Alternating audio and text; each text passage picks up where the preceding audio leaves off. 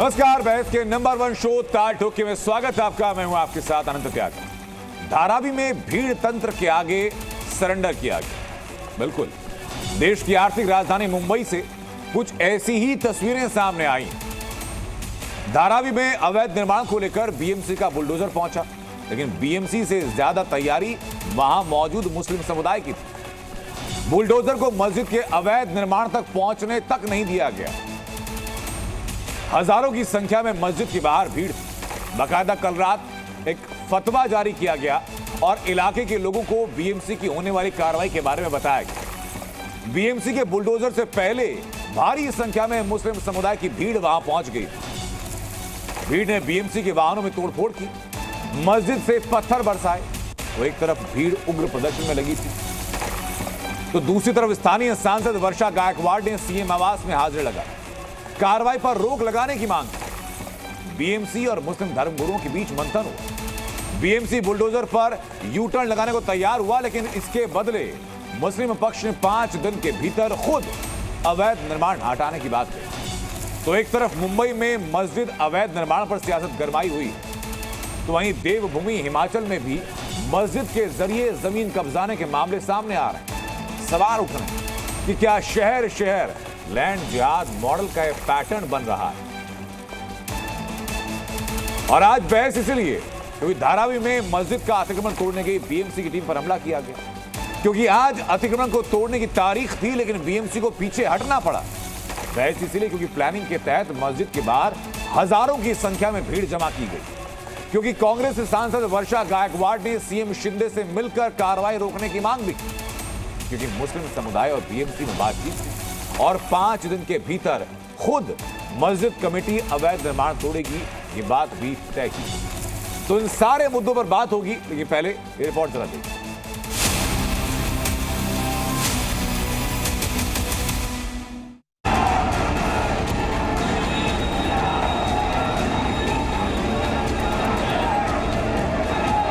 Illegal कार्रवाई हो रही है और मुंबई महानगर पालिका के पास में कोई भी ऐसा ऑर्डर नहीं है कि मस्जिद को तोड़ा जाए। हमें भीड़ इकट्ठा करने की ज़रूरत इसलिए पड़ी क्योंकि बीएमसी अचानक कार्रवाई कर देती। अगर हम शांतिपूर्वक हमारी मस्जिद की हिफाजत के लिए नहीं आते।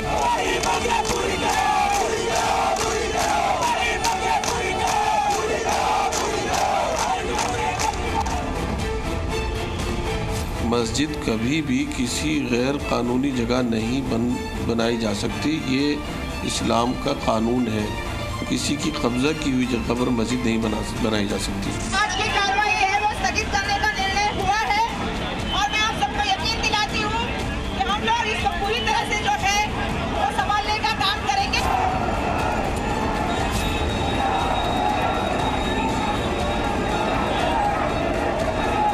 देखो, गाड़ियों का नुकसान करके कुछ होने वाला नहीं है। हाँ, मेहरबानी करके गाड़ियों को कोई नुकसान नहीं करेगा। जो बस डाइवर्ट हो रही है उसको डाइवर्ट होने दो।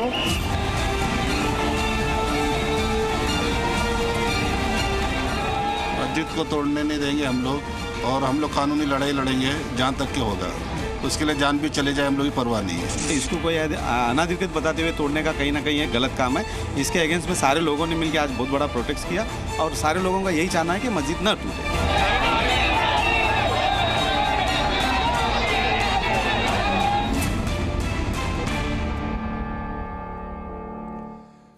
तो इस चर्चा में हमारे साथ जो खास मेहमान जुड़ रहे हैं उनका परिचय कराता हूं।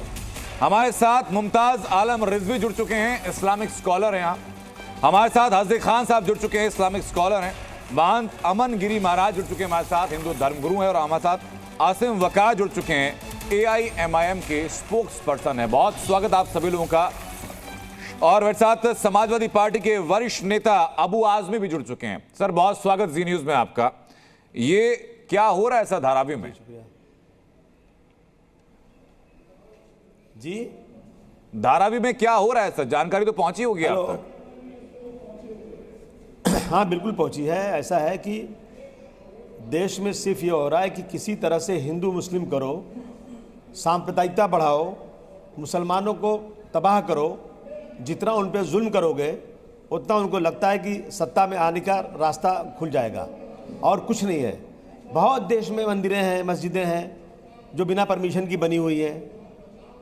और मैं पूरा दिल्ली आप जाएंगे कितना इलीगल बना हुआ है। लेकिन मस्जिदों पे आजकल जो है ना ऐसा निशाना लगाया जा रहा है ताकि मुसलमानों को तकलीफ हो। मैं समझता हूँ कि ये बहुत बड़ा जुल्म है, संविधान की धज्जियाँ उड़ाई जा रही हैं, इसे बिल्कुल रुकना चाहिए। अबू आज़मी साहब, सुनने में बातें बहुत अच्छी लगती हैं जो आपने कही, लेकिन बात बताते बताते आपने स्वीकार लिया कि बहुत सारी मस्जिदें ऐसी हैं जो अवैध बनी हुई हैं, और आखिर में आप कहते हैं कि संविधान की धज्जियां उड़ाई जा रही है। तो धज्जियां कौन उड़ा रहा है? जो अवैध धार्मिक स्थल बना रहा है वो धज्जियां उड़ा रहा है, दिल्ली में रहते या हैं जो सरकारी एजेंसी एक्शन ले रही है वो धज्जियां उड़ा रही है? सैनिक फार्म, मुझे बताइए, दिल्ली में सैनिक फार्म है, एक बहुत बड़ा इलाका है, कितनी परमिशन से बिल्डिंगें बनी मुझे बता दीजिए जरा आप। आधा दिल्ली बगैर परमिशन का बना हुआ है, इलीगल है। क्या सबको डिमोलिश कर देंगे क्या? अरे तो क्या करें सर? रहने वाले लोग तो क्या करें सर? एक करिकुलम जारी कर दिया जाए कि जिसका जहां मन करे, जैसा मन करे, वो जमीन कब्जा करके वहां अपनी मनमानी कर ले, नक्शा कुछ और पास कराए, इमारत कुछ और बना ले, कोई कुछ नहीं करेगा। नहीं, बिल्कुल नहीं। इलीगल चीजें तोड़ दीजिए, लेकिन सबकी तोड़िए। वही काम करने बीएमसी गई थी सर। धर्म छोड़ दीजिए। अगर आपको इस देश के अंदर कानून लागू करना है तो आप तय कीजिए कि इलीगल काम नहीं होगा। जब तक सरकार नहीं चाहती, जब तक कारपोरेशन नहीं चाहती, कोई भी इलीगल कंस्ट्रक्शन हो ही नहीं सकता है। जब हो रहा था तो कहाँ थे? सो गए थे क्या? पैसे लेकर बनवाते हैं और उसके बाद इलीगल कहते हैं। मैं कहता हूँ कि मंदिर हो या मस्जिद, लोगों की उससे आस्थाएं जुड़ी हुई हैं। मंदिर मस्जिद पे इस तरह से हथौड़ा चलना बिल्कुल ठीक नहीं है। आप ही के तर्क से मैं एक सवाल पूछता हूं आप ही से कि अभी दिल्ली की खबर है कि वक्फ बोर्ड ने कई सारे मंदिरों पर दावा ठोक दिया है। मैं वो दावा सही मानता हूं। वक्फ बोर्ड से आप पूछेंगे कि जब मंदिर बन रहे थे वक्फ की जमीन पर, सो रहे थे क्या? 1947 में ये तय हो गया था। सर मेरी बात का जवाब दीजिए। और सिर्फ अबू आज़मी साहब, मेरी बात का जवाब दीजिए कृपया करके। आप ही के तर्क को बड़ा करते हुए मैंने वही सवाल पूछा। क्या पूछा? पूछिए ना, फिर से पूछिए। आपने कहा सर कि जब अवैध मस्जिदें बन रही थी तब सो रहे थे क्या? तो मैं वही सवाल पूछ रहा हूं। दिल्ली के अंदर, उसी तर्क पर दिल्ली के अंदर 6 मंदिरों पर वक्फ बोर्ड ने दावा ठोक दिया। अगर मैं वो दावा भी सही मान लूं, हालांकि सही नहीं, हमारी ग्राउंड इन्वेस्टिगेशन रिपोर्ट है, लेकिन दावा भी सही मान लूं, तो क्या अबू आज़मी वक्फ बोर्ड से पूछ देंगे कि जब चीजें हो रही थी जब सो रहे थे क्या? अब कहां से अचानक से तुम्हारी जमीर जागता है और जाकर दावा ठोक देते हो अपना? नहीं, देखिए, ऐसा है कि वक्फ बोर्ड की जमीनों पर डाका डालने का प्रोग्राम बन रहा है। एक कलेक्टर के हाथ में दी जा रही है सारी की सारी ताकत। और मैं समझता हूं कि मुसलमानों की जमीनों को इलीगल कब्जा करने की कोशिश है। आप दावा ठोक दीजिए ना। दावा तो ठोक दिया था बाबरी मस्जिद के ऊपर, और कहा था जज साहब ने कि 1949 की रात को जो रखी गई थी मूर्ति वो इलीगल थी। जज साहब ने कहा, मैं नहीं कह रहा हूं, कहा था उन्होंने। एक कलेक्टर ने उस ताला बंद कर दिया, उसी कलेक्टर के ताला बंद करने के बाद बाबरी मस्जिद डिमोलिश हो गई। अबू आज़मी साहब, पैरामीटर एक होना चाहिए कलेक्टर के हाथ में देना। वक्फ बोर्ड की जब बातें आ जाती हैं तो आपको कुछ और नियम याद आ जाते हैं। मस्जिद की एक अवैध इमारत की बात आ जाती है तो आपको अलग नियम याद आ जाते हैं। भी वक्फ बोर्ड की जमीन थी।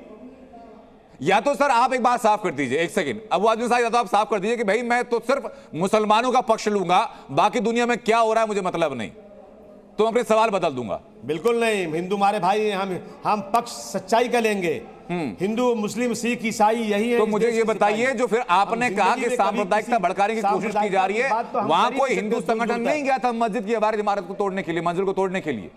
वहां बीएमसी के लोग गए थे सर।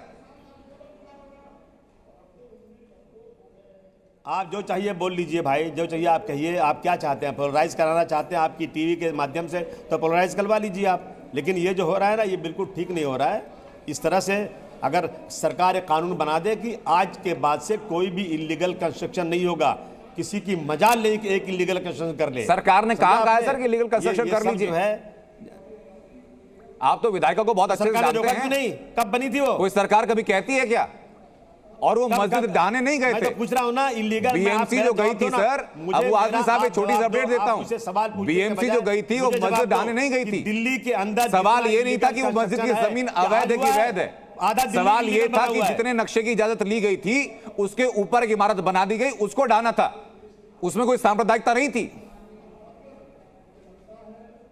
आप लोग लड़ाइए मत, हिंदू मुसलमानों को एक साथ रखिए। आपको ऐसा सवाल मत कीजिए जिसमें आपस में लड़ाई हो। आप जो है इंसाफ की बात कीजिए। आप लोग जो है ना ये चमचागिरी बंद कीजिए। अच्छा, मैं इंसाफ की बातें करता हूं सर। चलिए, बीएमसी गई तोड़ने के लिए, मुस्लिम पक्ष या मस्जिद कमेटी सीधी पहुंचती कोर्ट कि इस कार्रवाई को रोका जाए, वो बात होती जायज। आपने हजारों की भीड़ इकट्ठा कर ली, गाड़ियों पर पथराव करवा दिया, हमारे रिपोर्टर कैमरा पर्सन वहां थे, उनके साथ धक्का मुक्की हो गई, और आप शांति दूत बता रहे हो उन्हें।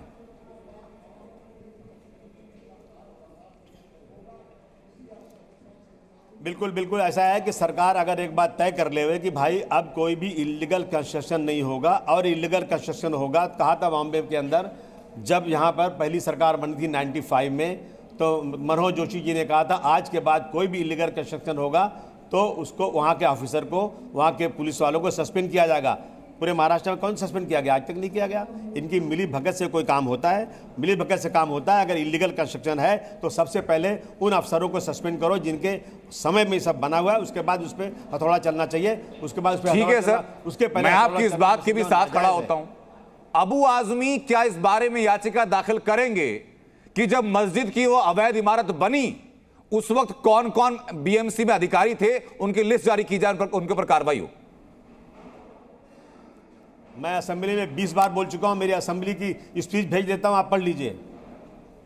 स्पीच मत दीजिए ना सर, स्पीचेस से अदालत नहीं चलती है, भाषणों से अदालत नहीं चलती है सर। मैं तो कह रहा हूं कि आप लिखित में एप्लीकेशन दीजिए ना। मेरा काम आंदोलन करना है, मेरा काम असेंबली में बात करना है, पार्लियामेंट में बात करना है, मेरा काम कोर्ट जाना नहीं है। कानून लागू करवाना नहीं है आपका काम, कानून लागू करवाना काम नहीं है आपका। हम असेंबली में बैठते हैं, हजारों की भीड़ इकट्ठा ना हो उसको रोकना आपका काम नहीं है सर। सरकार है, सरकार है, उसकी जिम्मेदारी है। मैं कह रहा हूं हजारों की भीड़ इकट्ठी ना हो उसको रोकना आपका काम नहीं है। बीएमसी की गाड़ी टूटे ना, क्या ये रोकना आपका काम नहीं है? पथराव गाड़ियों पर ना हो, क्या रोकना आपका काम नहीं है? बीएमसी वाले ही जानबूझकर पहले बनाने देते हैं, बाद में तोड़वाते हैं।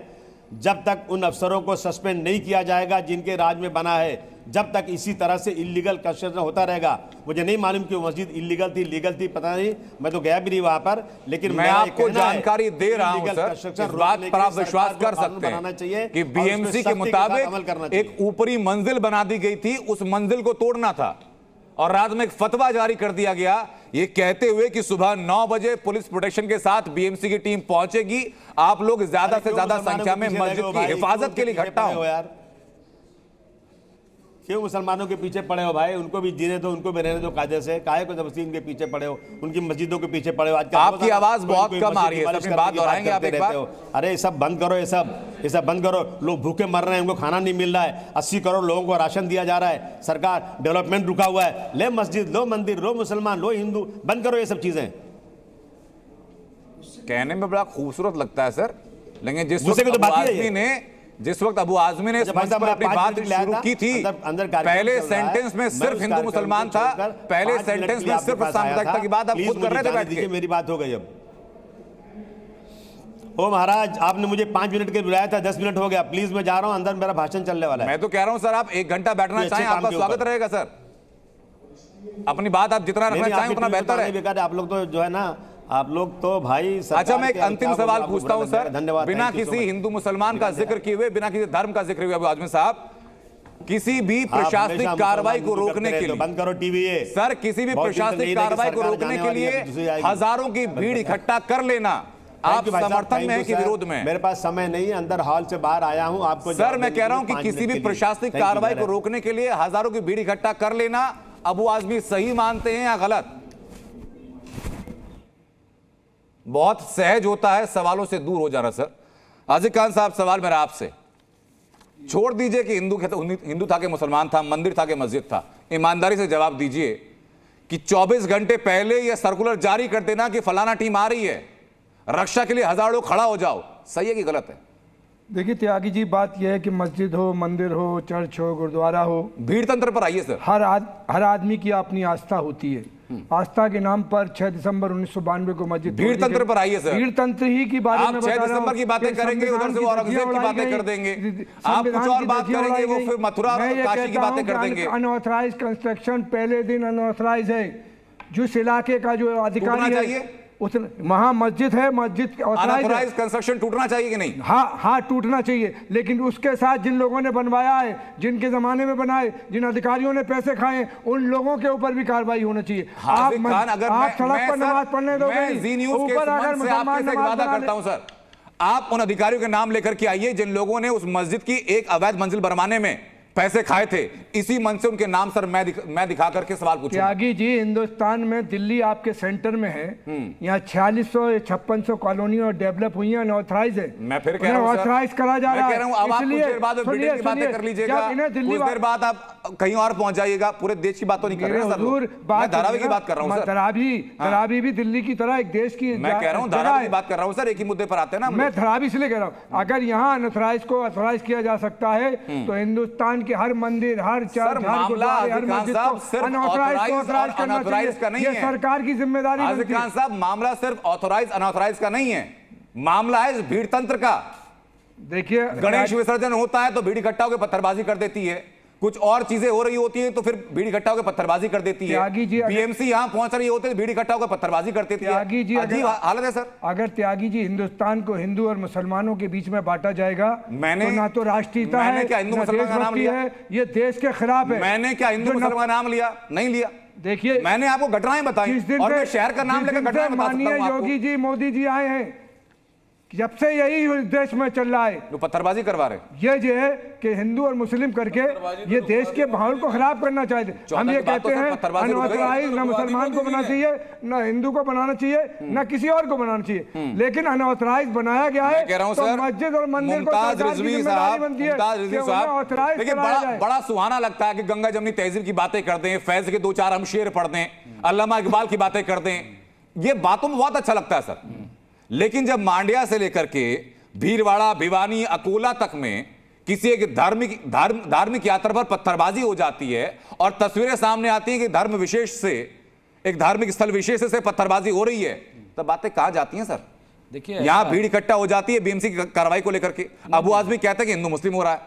नहीं, बिल्कुल भीड़ तंत्र नहीं होना चाहिए और लोकतंत्र होना चाहिए, लेकिन मुसलमान अगर अपने हक के लिए बोले तो भीड़, वो जो है भीड़ तंत्र हो गया, भेड़ चाल हो गई, कानून के खिलाफ हो गया। लेकिन अगर हिंदू हिमाचल प्रदेश में उतर आए, तोड़ फोड़ करे, एक मिनट देखिए, एक मिनट नहीं, एक मिनट रुक जाइए, अरे रुक जाइए, अरे एक मिनट, ये गलत है, ये गलत है। एक मिनट, आपका नंबर आएगा, आपका नंबर आएगा, एक मिनट, आपका नंबर आएगा, आपका नंबर आएगा, मुझे बोलने दीजिए, परिचय दिया, मुझे बोलने दीजिए। जब आप हिंदुओं का नाम लाएंगे, फिर ऐसे तो बातें नहीं हो पाएगी। फिर अगर आप ये बात तो बोलते रहिए तो मैं उसके बीच में बोलूंगा। बोलिए, तो आप ही बोल लीजिए बीच में। तो आप बोलेंगे? नहीं, बोल लीजिए, फिर आप बोल लीजिए।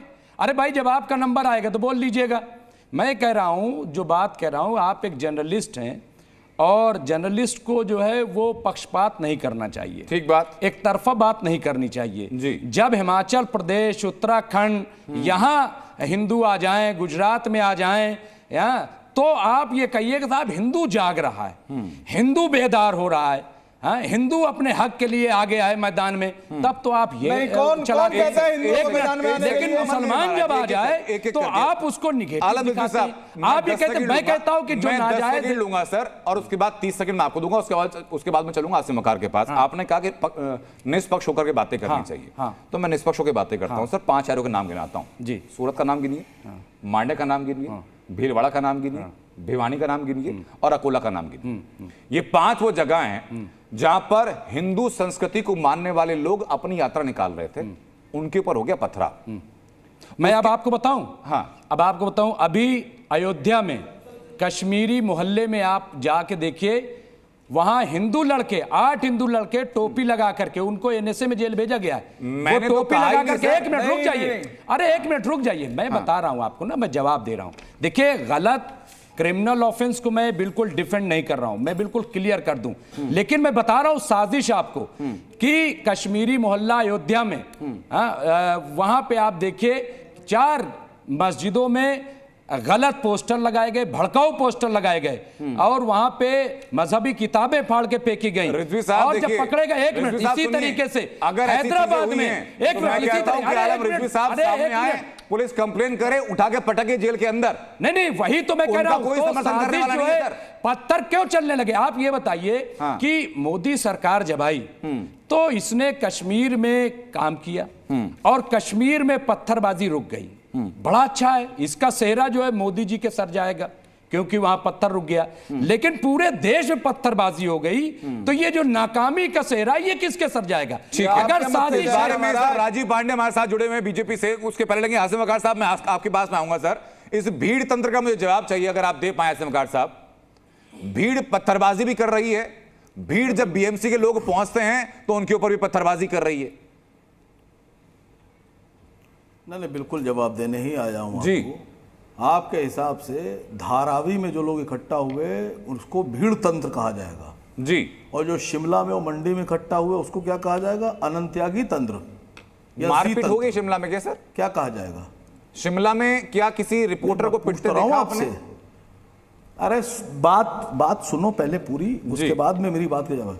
हिंदुस्तान में जो सरकारी पार्क हैं, सरकारों के जो पार्क बने हुए हैं उसमें 70% में जो मंदिर बने हुए हैं वो सब अवैध हैं। उस पर कोई एक्शन होता है? सड़कों पे कब्जा करके डालिए आसिम वकार साहब। तुम बह दो। अरे एक सेकंड सर, आसिम वकार साहब, सेकुलर की बात, अगर आपको लगता है कि ये चीजें अवैध हैं, बताइए, डालिए एप्लीकेशन, कोर्ट जाइए, डिमोलिश कराइए। बात करने के नहीं तो मंदिरों को अवैध बताने के लिए उनके जवाब के बाद मैं आपकी बात में आ जाऊंगा सर। एक एक करके बात करेंगे। जी आसिम वकार।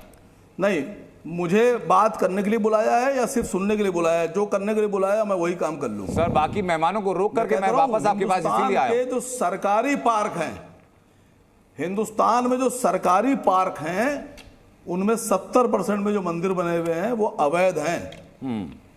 वो सरकार ने मंदिर के लिए अलाट नहीं किए हैं, वो पार्क हैं बच्चों के खेलने के लिए, उसमें मंदिर बना दिया आपने। जितने थाने हैं उन थानों के बाहर जो मंदिर बना दिए हैं वो भी देखिए वैसे ही हैं। सड़कों पे कब्जा करके मंदिर बना दिए गए हैं, वो भी अवैध हैं। लेकिन हम लोग कोई सवाल नहीं उठाते हैं। ठीक है, धर्म है, धर्म की बात है। अब इस बात में मैं आपके साथ खड़ा हूं। एक सेकंड, अच्छा चलिए अपनी बात पूरी कीजिए आप। ठीक, शुक्रिया आपका, बहुत शुक्रिया आपका कि आप मेरे साथ खड़े हुए। एक ईमानदार पत्रकार की पहचान है कि आपने सच्चाई का साथ दिया। मसला ये नहीं है वैध अवैध क्या है, मसला यह है कि आप करिए तो लीला और दूसरा करते तो करेक्टर ढीला। भाई आपकी इंक्रोचमेंट, आपकी अवैध कंस्ट्रक्शन ज्यादा है बनिस्बत दूसरे मजहबों के। आप देश में 80 करोड़ हैं, 80%, और बाकी लोग जो है उनके परसेंटेज कम है, उनका अवैध कब्जा भी कम होगा। आपका 80% है तो आपका अवैध कब्जा भी ज्यादा होगा। उस पर सवाल क्यों नहीं खड़ा करते हैं आप? अब बताता हूं सर, आपको मैंने भरपूर वक्त दिया। लिख के दे रहा फला मंदिर, बात का जवाब राजीव पांडे देंगे। एक मिनट, मैं एक लाइन बताइए सर। एक लाइन सर, एक लाइन बताइए सर, बताइए। एक लाइन। किसी मुसलमान ने कभी ये लिख के कहा कि साहब फला सड़क पर मंदिर बना हुआ है वो अवैध है, उसको तोड़िए, या फला पार्क में जो मंदिर बना है वो अवैध है, वो तोड़िए? कभी किसी मुसलमान ने एप्लीकेशन दी? अगर दी हो तो बताइए मुझे। वक्फ बोर्ड दावा ठोक देता सर, इंसान बनिए। वक्फ बोर्ड सर मंदिरों पर, शमशान घाट पर दावा ठोक देता है कि हमारे हैं, एप्लीकेशन की जरूरत नहीं पड़ती। नहीं, वक्फ बोर्ड भी सरकार का है। सुनिए सर, सुनिए। वक्फ बोर्ड एक सरकारी विभाग है। हाँ। जिसमें मिनिस्टर, जिसके चेयरमैन सरकार अपॉइंट करती है। कोई मस्जिद की कमेटी अपॉइंट नहीं करती है। चलिए आसिम वकार साहब फिर एक छोटा जवाब और दीजिए। अगर वक्फ बोर्ड अगर किसी की संपत्ति पर दावा ठोक दे, जवाबदेही मुख्यमंत्रियों से कीजिए। साहब, वक्फ बोर्ड किसी की संपत्ति पर दावा ठोक दे, सुनवाई कहां होगी? सर अब वक्फ बोर्ड की बात मत कीजिए, ना जाने कितने गजब बात है। आपने बता दिया सर, सर्टिफिकेट दे दिया, सब कुछ सही चल रहा है। वक्फ बोर्ड बेचे डाल रहा है। मैं तो जिज्ञासावश पूछ रहा हूं सर। वक्फ बोर्ड किसी संपत्ति पर दावा ठोक दे, आदमी मना करे कि नहीं भाई मैं तो नहीं दे रहा, तो मेरी है, सुनिए सुनवाई के लिए कहां जाएगा वो? अरे सुनिए बात तो सुनिए। अभी मुक्तेश्वरानंद साहब का एक वीडियो आया। अरे सर अभी सर आप सबसे सवाल कीजिएगा आसिम वकार साहब। अरे बहुत अच्छी बात सर, मेरे सवाल का जवाब दे दीजिए। सुनिए तो सर, मैं कह रहा हूं सर, अगर वक्फ बोर्ड कहीं दावा ठोक देता है, जैसे कि अभी दिल्ली में 6 मंदिरों पर शमशान घाट पर दावा ठोक दिया, अब वो कह रहे हैं कि साहब हमारी तो संपत्ति, हम तो नहीं देंगे, तो अगर उनको सुनवाई के लिए जाना हो तो कहां जाए? मामला नहीं, वो नहीं, वो अवैध का नहीं है, वो कब्जे का है। वक्फ बोर्ड कह रहा जमीन मेरी है, मंदिर का जो ट्रस्ट है वो कहे मेरी है, जाके मुकदमा लड़िए। अरे वही तो कह रहा हूं सर, मुकदमा कहां लड़ जाता है? मुसलमान कहां से आ गए सर? मैंने देखिए पहली बात आसिम वकार साहब, मैंने अपने किसी भी बात में ये नहीं कहा कि मुसलमानों ने जाकर के गणेश विसर्जन की यात्रा पर जाकर पत्थरबाजी कर दी। मैंने इस्लाम धर्म को या किसी भी धर्म को जिम्मेदार या गलत नहीं ठहराया। अराजक तत्व हैं, भीड़ तंत्र है, उसको वैसे देखा भी जाएगा सर, बोला भी जाएगा। लेकिन आपके सवाल को लेकर मैं सीधा राजीव पांडे के पास जा रहा हूं, बहुत देर से इंतजार कर रहे हैं, बीजेपी से हैं राजीव पांडे साहब। इस जिज्ञासा का समाधान कीजिए कि सिर्फ मस्जिदें क्यों नजर आती हैं अवैध? अनंत जी, पहले आपने भीड़ तंत्र का जो डिबेट है ना, उस डिबेट में रहते हैं, इधर उधर बहुत लोग कर रहे हैं। सबसे पहले आप जो धारावी में जो ये इलीगल मॉस्क है, जो इसका स्ट्रक्चर इलीगल है, उसके लिए बीएमसी ने 8 दिन का नोटिस दिया। नोटिस देने के बाद, चूंकि मैं प्रैक्टिसिंग लॉयर भी हूं, तो पहला काम होता है, अगर किसी ने किसी को कहा कि इलीगल है कोई अथॉरिटी, तो जा करके आप उसको चैलेंज करते हैं या बताते हैं कि ये देखिए हमारे पास प्रूफ है, लीगल है। इन्होंने ऐसा कुछ नहीं किया। ये मुंबई में ये वही घटना दोहराना चाहते हैं जो इन्होंने 92 में बाबरी मस्जिद जो ढांचा था उसके हटने के बाद किया। इस तरीके की जो घटना है अनंत जी, आप इसको सीरियसली लाइटली नहीं ले सकते। बीच में मत बोलो यार, कौन बोल रहा है बीच में? मैं किसी के बारे में बोला क्या? अनंत जी, ये बात गलत बात है। मस्जिद को गिराना जो है, लोकतंत्र की हत्या करना, जिसको आप उसको कह रहे हैं कि वो ठीक हुआ है। आपके बीच में नहीं बोला, मेरी बात सुनिए। नहीं, ये गलत बात है, बिल्कुल गलत है। आप जो है नहीं, सुप्रीम कोर्ट ने नहीं, आप गलत बात है। नहीं, बिल्कुल गलत है। आप बोला, आप कह रहे मस्जिद को गिराए जाने जायज करार दे, उसको सुप्रीम कोर्ट ने अपने फैसले में क्रिमिनल ऑफेंस कहा है। नहीं, माफी मांगी, माफी मांगी, मस्जिद गिराने को आप जायज करें, माफी मांगिए, माफी मांगिए। बाबरी मस्जिद को सुप्रीम कोर्ट ने अपने फैसले में कहा है कि एक क्रिमिनल ऑफेंस है। अरे छोड़ो, सुप्रीम कोर्ट का लॉ तुमको समझ नहीं आएगा। अभी कार्रवाई हो रही थी, ऐसी बात मत कीजिए। कोई क्रिमिनल बात नहीं हुई, लेकिन बाबरी मस्जिद जो सबसे बड़ी बात है कि सुप्रीम 8 दिन के नोटिस में इन्होंने नहीं किया। अब इन्होंने बार बार इस भीड़ तंत्र को जो कंप्लीटली इलीगल था उसको इन्होंने शिमला वाले भीड़ से कंपेयर करने की कोशिश की। दोनों में अंतर देखिए। शिमला की भीड़ कह रही है कि ये जो अताताई लोग हैं जो इलीगल कंस्ट्रक्शन कर रहे हैं, इलीगल कंस्ट्रक्शन हटाओ। यहाँ की भीड़ कह रहे हैं इलीगल कंस्ट्रक्शन बचाओ। अगर हम लोग देखिए बीच में तो पता चल जाएगा आपको। अनंत जी, दोनों में अंतर क्या है? मुंबई वाली जो भीड़ है, एक सेकंड राजीव पांडे, एक सेकंड राजीव पांडे, 1 मिनट दीजिए मुझे। राजीव पांडे एक बात, एक मिनट दीजिए, 1 मिनट दीजिए राजीव पांडे, एक सेकंड हाजिर खान साहब, 1 सेकंड हाजिर खान साहब, 1 मिनट दीजिए मुझे। मुमताज पूरी दुनिया के पत्रकार, एक सेकंड हाजिर खान साहब, 1 सेकंड हाजिर खान साहब, 1 मिनट रुकिए सर। हाजिर खान साहब 1 मिनट रुकिए। आप पर अगर बुद्धि नहीं है, हाजिर खान साहब देखिए, मुझे मजबूरन ऑर्डर करनी पड़ेगी। 1 मिनट रुकिए, बताइए जरा मुमताज आलम जी, मैं ये कौन लोग निकल आए तो क्या हो जाएगा? नहीं, मैं ये कह रहा हूँ कि जिस कौन लोग निकल आए तो क्या हो जाएगा? सरकार को नहीं, अगर नाजायज भीड़ हटाएगी, 1 मिनट, अगर नाजायज मकामात को भीड़ तंत्र बताएगी कि नाजायज है, तो हम भी बताएंगे निकल के ये नाजायज है, क्या नाजायज है। पत्थरबाजी करेंगे? नहीं, पत्थरबाजी क्यों करेंगे? हंगामा करेंगे? नहीं, आप जैसे थोड़ी मारपीट करेंगे। जैसे हिमाचल प्रदेश में तोड़फोड़ हो रही है, मारपीट हो रही है, उत्तराखंड में मारकाट हो रही है, आसाम में हो रहा है, गुजरात, ऐसे थोड़ी करेंगे। लेकिन बताएंगे बचाने के लिए लोग दोनों में एक तरफ बुलडोजर चला रहे हो हमारे खिलाफ, एक तरफ भीड़ तंत्र हमारे तरफ। अरे क्या चाहते हो? मुंबई की जो भीड़ तंत्र चाहते क्या हो, मुझे ये बताओ। बचाने के लिए देश में हम अमान चाहते हो नहीं?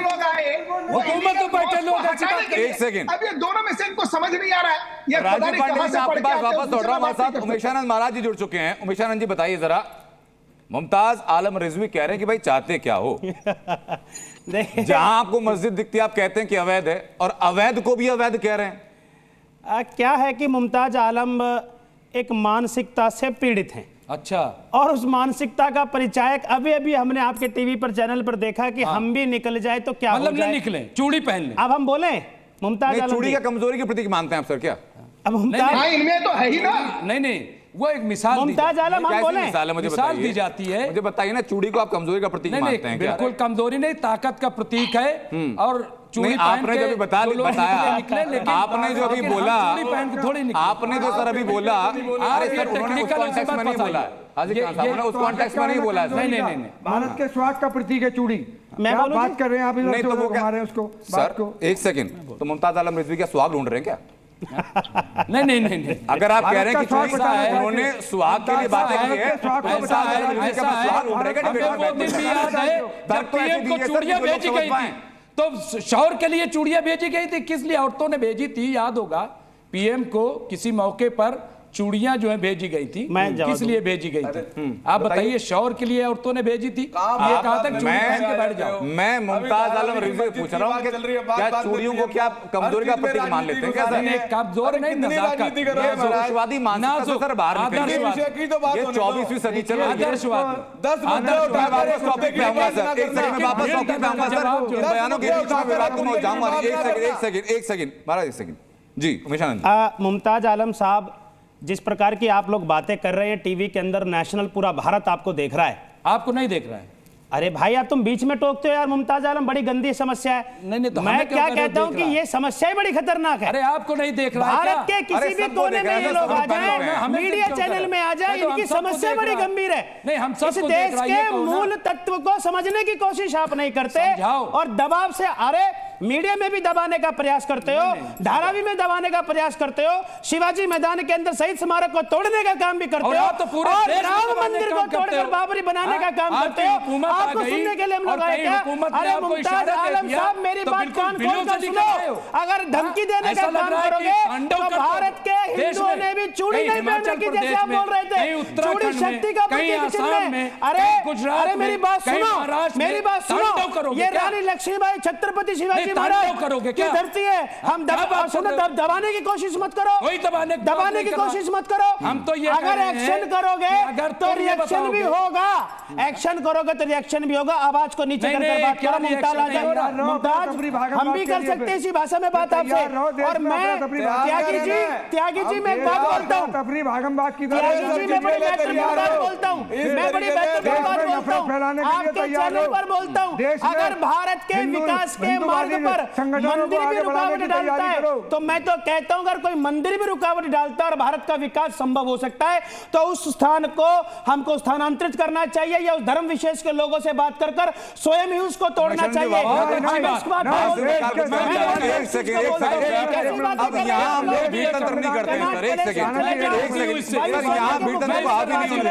बिल्कुल बीच में लेकिन बातचीत, यहाँ हम लोग यहाँ डेमोक्रेसी रखते हैं सर। मैं भीड़तंत्र को हावी नहीं होने देते, एक दूसरे के ऊपर ना बोले। आसिम वकार बहुत देर से सर शालीनता के साथ अपनी बारी का इंतजार कर रहे हैं। एक सेकंड सर, वो बहुत संयम के साथ आसिम वकार साहब बोलना शुरू किया तो आपने लोगों से बुलवाना। मैं आ रहा हूँ राजीव जी आपके पास। तरीका है राजीव जी, मैं आपके पास आ रहा हूँ सर। आसिम वकार अपनी बात पूरी करें, आसिम वकार अपनी बात पूरी करें। राजीव जी, मैं सीधा आपके पास आ रहा हूँ, थोड़ा शांत रहिए सर, चर्चा में वक्त बहुत है हमारे पास।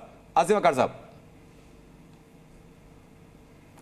नहीं सवाल ही समझ में नहीं आया। और आप यकीन मानिएगा, ये जो धर्म गुरु साहब बैठे हैं या ये मुमताज साहब बैठे हैं, हाजिक साहब, इनकी एक बात भी मेरी समझ में नहीं आई और मैं समझता हूँ दर्शकों की समझ में भी नहीं आई होगी। मैं बिल्कुल समझ रहा हूँ सर इस बात को। बात रखिए, अच्छा अपनी अपनी बात रखिए और कायदे से रखिए।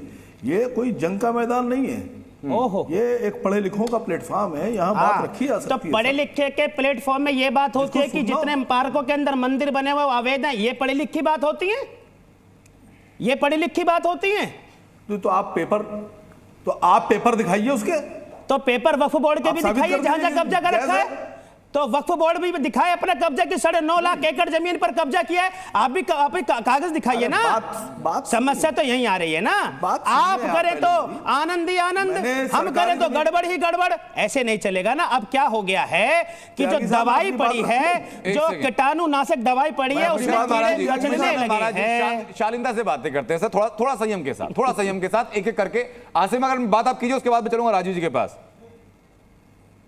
नहीं, शालीनता से बात सिर्फ वही आदमी कर सकता है जो खुद शालीन होगा, जिसको शालीनता की तालीम मिली होगी। हाँ। और जिसको अद्धा उठाकर बात करने की, गुम्मा ठीक है, मैं वापस टॉपिक पे आता हूं सर। मैं एक सेकंड सर, बीच में इंटरप्ट नहीं करते महाराज, एक सेकंड। आसिम अकार साहब, शालीनता की बात आपने कही है सर, मुझे बताइए कि ये जब अनाउंसमेंट किया गया, और मैं हर्फ हर्फ पढ़ के बता देता हूं सर, जो धारावी में हुआ कि मस्जिद के डेमोलिशन के लिए बीएमसी की टीम पुलिस प्रोटेक्शन के साथ 21 सितंबर सुबह 9 बजे आने वाली है। इसलिए सब लोगों से गुजारिश है कि मस्जिद की हिफाजत के लिए ज्यादा से ज्यादा तादाद में मस्जिद के सामने जमा हो जाएं। भीड़ जमा हो गई सर, पत्थरबाजी भी हो गई, तो सर बीएमसी की टीम को धमका भी दिया गया। जी न्यूज के रिपोर्टर, जी न्यूज के कैमरामैन पहुंचे, कैमरा छीन करके उनको भी धक्का दे दिया गया। ये शालीनता थी? बात सुनिए सर, बात सुनिए। जब लाल कृष्ण आडवाणी ये कॉल दे सकते हैं पूरे भारत में कि मस्जिद को आसिम अकार साहब, मैं इतिहास के पन्नों में नहीं जाऊंगा सर, चलो बहुत पूरे देश में कह रहा हूं, यथार्थ में आ जाइए। बात ही नहीं करने दे रहे हैं सर आप पूरी। सर इतिहास जब मुझे आज बता दीजिए। दूसरे की मस्जिद को तोड़ने के लिए ये कह सकते हैं कि इकट्ठा हो जाओ, तो कोई भी आदमी अपने घर को बचाने के लिए अगर इकट्ठा हो रहा तो गुनाह। अरे बेशरम ढांचा था वो, गुनाह तो वो है कि अरे मस्जिद नहीं थी, वो ढांचा था जिसको तोड़ा। कलंक था वो भारत की संस्कृति पर, वो कलंक था। उस कलंक को तोड़ने का काम किया है। हम गर्व से बोलते हैं हमने उस कलंक को तोड़ा है। सुप्रीम कोर्ट कह रहा है कि अरे धारावी मस्जिद को आप बाबरी मस्जिद से जोड़ने का प्रयास करते हो और लाल कृष्ण आडवाणी जी का नाम लेते हो। कितने दुर्भाग्य की बात है। आप क्या कर रहे हो? महाराज जी, उस मामले में कोर्ट का फैसला आ चुका है। जवाब साहब, कोर्ट ने फैसला दे दिया, वापस मंदिर बन गया वहां पर। जवाब तो मस्जिद जहां जमीन अलॉट की थी सर, वो भी हो गया, तो वो छोड़ देता है ना। इतिहास आप करेंगे तो जब से फिर इतिहास वहां तक पहुंच जाता सर, खींचते खींचते कि मुगल भारत में कब आए थे, किस मुगल बादशाह ने क्या किया था, तो कोई मतलब नहीं है सर। जवाब तो दे लेने दीजिए हजरत। बताइए सर, जवाब दीजिए त्यागी जी आज धारावी को लेकर के। संघपुत्र में तक नहीं जाना चाहते त्यागी जी। आप क्या, आपके चैनल में बैठे हुए जो साहब हैं उन्होंने कहा कि वो मस्जिद नहीं थी। न्यायालय ने अपने फैसले में माना कि बाबरी मस्जिद के वजूद से इनकार नहीं किया जा सकता। अरे मैं इसमें कुछ बोलना चाहता हूं। अपने फैसले में माना कि बाबरी मस्जिद किसी मंदिर को तोड़ के नहीं बाबरी बनी थी, राम मंदिर को तोड़कर बनी थी। इतिहास में नहीं जाऊंगा। अब अगर आप इतिहास में जानना चाहते हैं सर, तो मेरे पास इस शो में फिलहाल मेरे पास फिलहाल तो वक्त नहीं है सर। एक सेकंड, हाजिर खान साहब, महाराज जी, उमेशानंद जी, आप सबको रोकते हुए सर मैं सीधा जा रहा हूं। आप सबकी audio down sir. Rajeev Pandey ji, मुझे बताइए जरा, आप वापस आते हैं, भीड़ तंत्र के ऊपर आते हैं सर। क्या ये सरकार का फेलियर भी नहीं है? मैं तो सीधा सवाल करता हूं।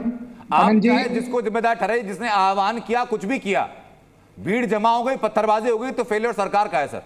आनंद जी, मैं आपके चैनल पर बड़ी जिम्मेदारी से कह रहा हूं कि सरकार ने, चूंकि लोगों को दिक्कत नहीं हो इसलिए सरकार ने टफ एक्शन नहीं लिया, और उन्होंने खुद माना कि ये इलीगल, अवैध है, हम खुद तोड़ लेंगे। देखिए, एक बात मैं कहना चाहता हूं, अभी एआईएम के प्रवक्ता ने कहा कि 70% जगहों पर मंदिर बना है जो इलीगल है।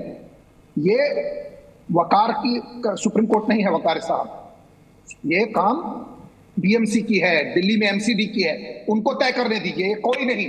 पहली बात।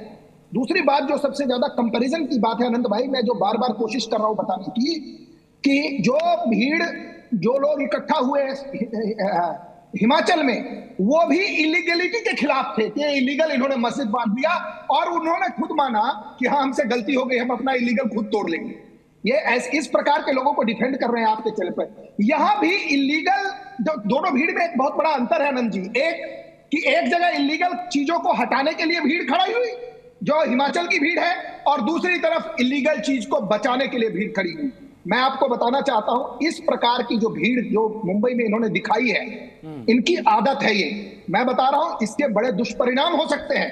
अगर इस प्रकार की भीड़ का दूसरे प्रकार के दूसरे लोगों ने भीड़ इकट्ठा कर होकर के रिएक्शन किया तो फिर क्या होगा? ये दंगा फैलाने, इलेक्शन है महाराष्ट्र में, मैं बता रहा हूं अनंत जी, ये जो लोग हैं जो काम कर रहे हैं ये कांग्रेस के इशारे पर, इंडिया अलायंस के इशारे पे कर रहे हैं, और वहां की जो एमपी है वो एक इलीगल काम को सपोर्ट करने के लिए वहां पहुंच गई। इन्होंने खुद मान लिया अनंत जी, इन्होंने खुद मान लिया कि इलीगल जो जगह है उसको हम तोड़ करके साफ करेंगे 5 दिन के भीतर। फिर किस बात का डिबेट है? ठीक है। जहां तक बात है कि भीड़ तंत्र, मेरी लास्ट लाइन सुनिए, जो भीड़ आपको दिख रही है ना, यही भीड़ जगह जगह स्वरूप बदल करके हिंदू जो भी प्रोसेशन होता है उस पर पत्थर मारती है, दंगे करती है। और मेरा मानना है कि आज तो सरकार ने कह दिया कि इन्होंने खुद एक्सेप्ट कर लिया कि 5 दिन के भीतर हम हटाएंगे। अगर 5 दिन के भीतर ये नहीं हटाते हैं तो सरकार को पूरी सख्ती से इस पूरे जो इलीगल स्ट्रक्चर है उसको नस्तनाबूद करना चाहिए। और मैं एक और बात बताना चाहता हूं, पूरे देश में देखिए, देश को हमको आगे बढ़ाना है, जो इलीगल स्ट्रक्चर है खुद हटा ले, और नहीं तो सरकार, हर जगह की सरकार की मैं बात कर रहा हूं, टूटने चाहिए सर। मेरे पास चर्चा में वक्त कम बचा हुआ है सर। राजीव पाटिल साहब, मैं वापस लौटूं आपके पास। मैं आपसे जी ने एक बात कही है, एक लाइन कही उमेशानंद जी ने, अगर कोई इलीगल आपको मंदिर भी दिख रहा है, आप जाकर के अहमदाबाद में देखिए, जब मोदी जी की सरकार थी तो उन्होंने रोड से सारे इलीगल स्ट्रक्चर को हटाया। हम देशभक्त लोग हैं, हम देशद्रोही लोग नहीं हैं। मेरे पास आखिरी 40 सेकंड बचे हुए सर, मैं वापस लौटूं। आसिफ वकार साहब, रिएक्शन में चाहूंगा आपसे। मस्जिद कमेटी ने कह दिया कि भाई मैं उस इलीगल कंस्ट्रक्शन को हम खुद अपने हथौड़ों से तोड़ देंगे। तो आसिफ वकार साहब, ये बात तो साफ हो गई, मामला अवैध था। नहीं, देखिए, सबसे बड़ी बात तो अवैध कंस्ट्रक्शन करना ही नहीं चाहिए, मस्जिद में तो बिल्कुल नहीं करना चाहिए। फिर हर जगह मस्जिद कमेटी ने, आसिफ वकार साहब, मान लिया ना, बीएमसी ना तोड़े, 5 दिन में हम खुद तोड़ देंगे। इलीगल कंस्ट्रक्शन नहीं है, एक भी मस्जिद हिंदुस्तान में बता दे जहां पर इलीगल कंस्ट्रक्शन नहीं हो, एक मस्जिद की मैं बात करना चाहता हूं। राजीव जी 10 सेकंड बचे मेरे पास। आसिफ वकार साहब, देखिए, हम लोग ईमानदार लोग हैं, हमने एक्सेप्ट कर लिया कि अवैध है, तोड़ दिया जाएगा। जी ठीक है सर, मैं इतनी बात आपकी मानता हूं, माफी के साथ मेरे पास चर्चा में वक्त सिर्फ इतना ही था। ये तो अपने अवैध को अवैध ही नहीं मान रहे हैं। बहुत बहुत शुक्रिया आप सभी लोगों का ताल ठोके में जुड़ने के लिए और हमारे साथ इस चर्चा का हिस्सा बनने के लिए।